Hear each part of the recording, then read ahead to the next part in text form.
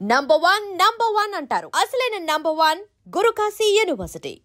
Body shaming గురించి like ఇండస్ట్రీలో కానివ్వచ్చు, మన ఫ్యామిలీలో లేదంటే ఫ్రెండ్స్‌లో మన ముందు కాకుండా మన బ్యాక్ ఎండ్‌లో చాలా మంది చాలా. చాలా మాట్లాడుకుంటారండి. హ్మ్. ఇప్పటికి కూడా మాట్లాడుకుంటారు. మీకు స్టార్టింగ్ డేస్‌లో హర్టింగ్ అనిపించే థింగ్స్? చాలా. హ్మ్.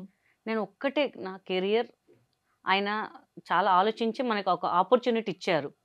మన కెమెరా ముందు రావాలంటే ఎంతో అదృష్టం చేసుకోవాలండి. నిజంగా యెస్. యెస్. అది మనకు దేవుడిచ్చిన వరం అనుకుంటాను నేను హ్మ్. అసలు ఇంకా. సో చాలామంది అన్నారు, అంత సుత్తిలే వీళ్ళు అది ఇది కావాలని చేసుకున్నారు. ఏదో టాబ్లెట్స్ వాడారు, అది వాడారు, ఇది వాడారు అని. లిటరల్ చెప్తున్నాను కదా! బిర్యానీస్, నెయ్యిస్ ఎట్లా తిన్నాను అంటే నిజంగా అసలు 4-5 మంత్స్ గట్టిగా అసలు డైలీ అసలు హ్మ్. నాకు తర్వాత విరక్తి. నెయ్యి అంటే విరక్తి వచ్చేసింది. ఫుడ్ అంటే విరక్తి వచ్చేసింది. ఏంత డ్రెసెస్ పట్టేవి కావు. నా సైజ్ దొరికేవి కావు అసలు. చాలా ప్రాబ్లమ్ అయ్యేది నాకసలు.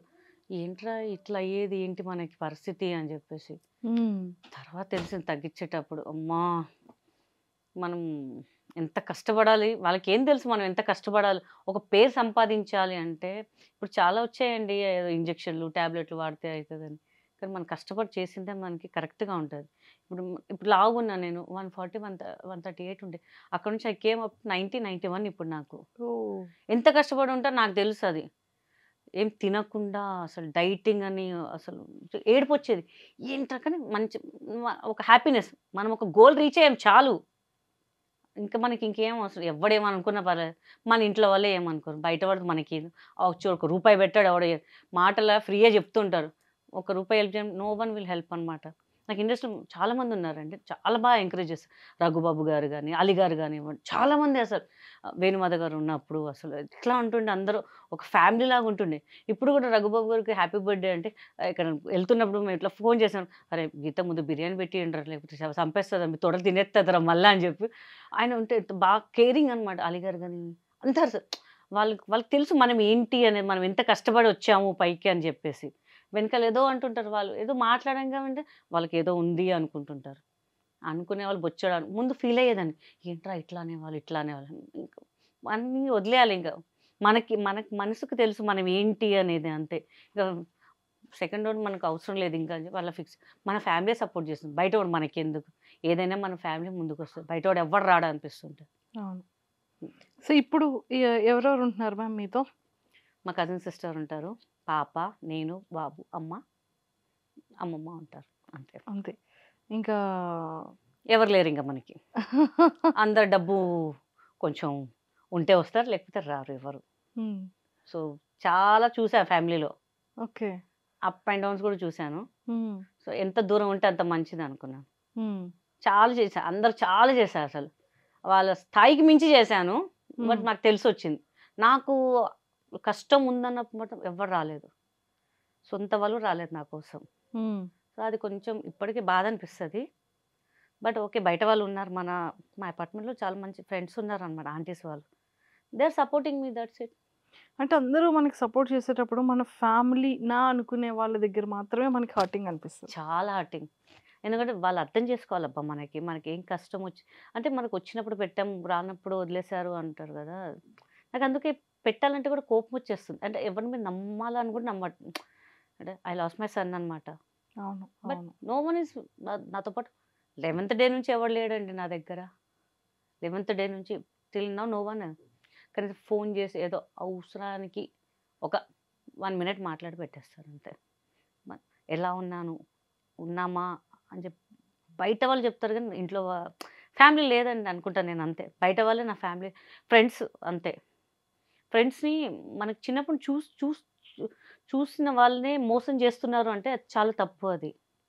మీరు నన్ను మోసం చేస్తున్నారని చెప్పి తెలుసుకోవట్లేదు వాళ్ళక్కడ. సో, ఏముంది ఎంత బాధున్నా లోపలే. చలో బయట మనం నవ్వుతూ ఉండాలి. But each and every second గుర్తొస్తుంటారనమాట డ్యాడీ గాని, మమ్మీ, వాళ్ళందరూ. బట్ ఒక మనం స్ట్రాంగ్ జేసుకోవాలి. మనం బాధపడితే ఎవడొచ్చి ఏం జేయడు. మనమే లాస్ అయితాం. మన హెల్తే పోతుంది. ఉన్నన్ని రోజులు హ్యాపీగా నవ్వుతూ ఉందాం అందరితోని. ఏం పోయేదేం లేదు గదా! అని జెప్పి నేనే అలా సెట్ చేసుకుంటూ ఉంటా. డ్యాడీ డ్యాడీ లేరు. డ్యాడీ గూడా చనిపోయారు. ప్రతి అందరూ ఇంక మొత్తం డాటర్‌కి మనమే ఇంకా నేను మా కజిన్ సిస్టర్ ఉన్నాము. మేమిద్దరమే చూసుకుంటాం మొత్తం ఇంకా అసలు. ఇంకా ఎవరు లేరు మనకి. ఇంకా అనుకోని బతుకుతాం అంతే. బయట వాళ్ళు మా ఫ్రెండ్స్ ఉన్నారు బయట వాళ్ళు. బయట వాళ్ళు మంచి పలకరిస్తారబ్బా నాకు. అది హ్యాపీ నేను అనబట్టే. మా అంటే చాలా మందికి తెలీదు. అబ్బాయిని కూడా అడాప్ట్ చేసుకున్నారు. అవును. అన్నయ్య బాబాయ్. అన్నయ్య లిటరల్లీ వాళ్ళ. నేను ఒక 2 ఇయర్స్ మనిషి. ఇప్పుడు కూడా ఏదో అంటే అందుకే ఈ మధ్య అసలు ఇంటర్వ్యూస్ గాని దేనికి ఇవ్వట్లేదు. 25 అంటే 24 ఇయర్స్. 24 ఇయర్స్. చాలా ప్రాణంగా పెంచుకున్నారు. ప్రాణం సేమ్ నాలాగానే ఉంటాడు వాడు ఇంకా అసలు. అవును. అవును. సో ఏదున్నా నా ఇండస్ట్రీ నాకు లక్ వచ్చిందే వాడి వల్ల ఇంకా. అనిపిస్తుంది వాడు లేనప్పటి నుంచి నాకు లక్ పోయిందేమో అనిపిస్తుంటది ఇంకా. అయ్యో! సో అది కొంచెం బాధ అనిపిస్తుంటది. బట్ ఎలా మ్యామ్ అది? అంటే అన్‌ఎక్స్‌పెక్టెడ్‌గా అంటే యాక్సిడెంట్. యాక్సిడెంట్. హ్మ్. అసలు అక్కడికెళ్ళేసరికి నేను వాళ్ళ ఫ్రెండ్ బాడీ చూసి నేను పడిపోయాను నేను లిటరల్లీ. వాడు చూడలేకపోయాను వాడిని. వాడిని చూద్దామని లేచేసరికి వాడు పోస్ట్‌మార్టం చేస్తున్నారంట. అబ్బా! అది కూడా నేను చూడలేకపోయాను. వాడు బాడీ వెళ్ళిపోయాడు. తర్వాత మా కారు. Literally 2 hours gap. ఇంటికొచ్చాడు. అసలు వాడు చూడకముందే ఇంటి దగ్గర పడిపోయాను నేను. లిటరల్లీ నేను చనిపోయాను అనుకున్నాను లిటరల్లీ. చాలామంది అనుకున్నారు నేను చనిపోయానేమో అనుకున్నారు. పడిపోయేసరికి ఇంకా. బట్ ఉండాలి, ఇంకా ఉండాలి అని చెప్పేసి ఏదో ఉంటున్నాను అంతే. But I miss him so much అనమాట. ఇంకా అసలు వాడే నా ప్రాణం. బట్ రీసెంట్ వాడి బర్త్‌డే కూడా మొన్న ఉండే 25కి. ఏదో ఒకటి చేయాలి, చేయాలి, చేయాలి ఏం చేయలేకపోతున్నా అసలు వాడి బర్త్‌డేకి నేను అసలు ఇంకా. ఇప్పుడు నా బర్త్‌డే ఉంది అసలు. నా బర్త్‌డేకి వాళ్ళే సర్ప్రైజ్ చేస్తారు. చాలా సర్ప్రైజ్ చేస్తారు. వీళ్ళు వద్దురా, వద్దురా అంటే కూడా నైట్ కేక్స్ చేస్తారు. అది చేస్తారు. అటు పోదాం, ఇటు పోదాం, ఇటు అసలు వాళ్ళు మేమంతా కలిసినప్పుడు ఒక ఇంకా మా దిష్టి తాకిందే ఎవరికో తెలీదు గానీ, ఇట్లా ఉండాలి ఫ్యామిలీ ఇట్లా అయిపోయింది మొత్తం మాది ఇంకా. అందుకే నేను షూట్స్ చేయట్లేదు. దేని మీద కాన్సంట్రేషన్ చేయలేకపోతున్నా. రీసెంట్‌గా కొంచెం ఒక 3 మంత్స్ నుంచి ఇంక ఇన్‌స్టా స్టార్ట్ చేసి అందరూ అడుగుతున్నారు. ఇంకా, ఇంకా ఎందుకు? కమ్‌బ్యాక్ అండి మిమ్మల్ని చూడాలనుకుంటున్నాం. మీరు ఇట్లా ఉంటే మేమే చూడలేకపోతున్నాం. ఎందుకు మా అపార్ట్మెంట్స్‌లో చాలామంది అంటున్నారు. ఏంటి ఎప్పుడు డల్‌గా ఉంటారు మీరు. మీరు బయటికి రావాలి, మీరు బయటికి రావాలి, మీరు సినిమాలు చేయాలి అని.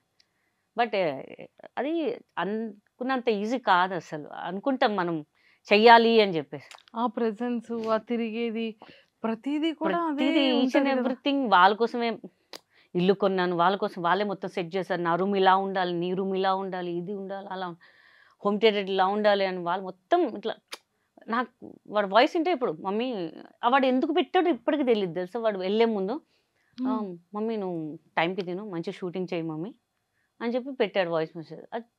వాడు ఎందుకు పెట్టిపోయాడో కూడా నాకు తెలీదు ఇంకా అసలు ఇంకా అప్పటికి.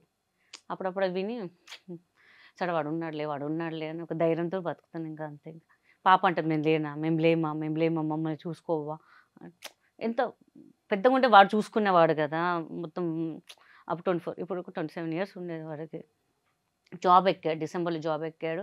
అబ్బా! ఎక్కాడు కదా అని చెప్పి సురేఖవాణి, హేమ అక్క వాళ్ళందరూ అరే నీకు హ్యాపీ అయ్యి నువ్వు ఇప్పుడు ఎంత కష్టపడ్డావు చూడు ఇప్పుడు వాడు చూసుకుంటారు. ఇప్పుడు నువ్వు ఎంజాయ్ చేయొచ్చే లైఫ్ అని చెప్పి అన్నీ చూసేసరికి అసలు రజిత గారు అందరూ వచ్చారనమాట. ఇంకా అసలు నేను మనిషి కాలేను అసలు ఏంట్రా అని.